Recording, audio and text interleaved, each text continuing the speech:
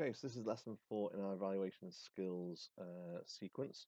Remember, everything here is these lessons this week have been preparing us for next week's assessment. So make sure you're taking your time to get through them, and you can go over the lessons as often as you want to as well before next week, in order to kind of make sure you've got it's really solid. Objective today is to write an evaluation answer. Okay, so kind of like a mock for next week's assessment. Your answer should be at least 2 paragraphs long, and each paragraph should contain 3 quotations, and each quotation should be explained. So we are building on what we did in our previous lesson. You were left with at the end of last lesson with the task to finish off the spider diagram that I'd started for you on that kind of Blackboard page there. And obviously we're going to be going and using this extract again.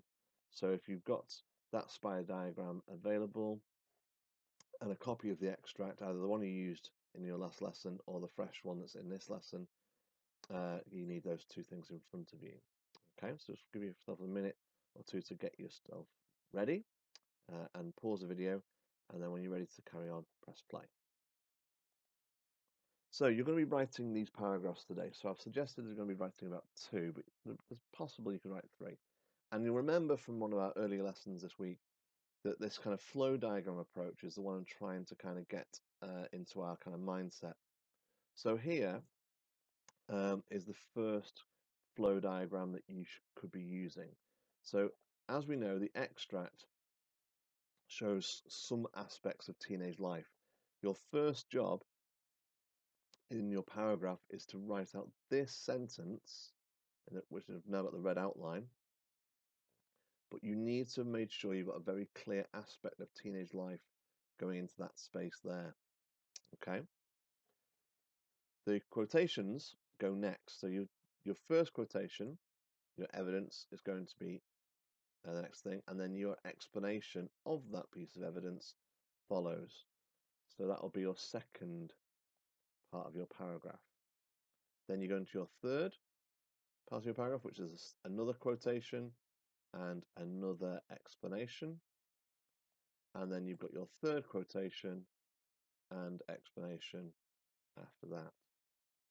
So far, your paragraph has got a first sentence, which identifies the particular aspect you're focusing on, and a reference to the question about showing teenage life.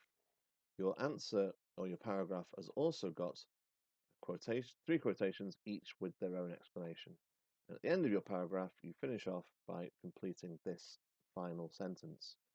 It's clear to see that whatever the aspect that you decide to write about, it's clear to see that whatever it is very effective in showing teenage life. So after completing your first paragraph, which was color-coded yellow, you can then move on to your second paragraph, in this case color-coded blue. It's exactly the same, apart from you'll have a different aspect to write about regarding teenage life. Okay, so your focus is going to be different in the second paragraph. So make sure that you don't just repeat the same idea. You've got a fresh idea about a different side of teenage life that the extract is showing. This could be if you complete a second paragraph, that is you completing the lesson.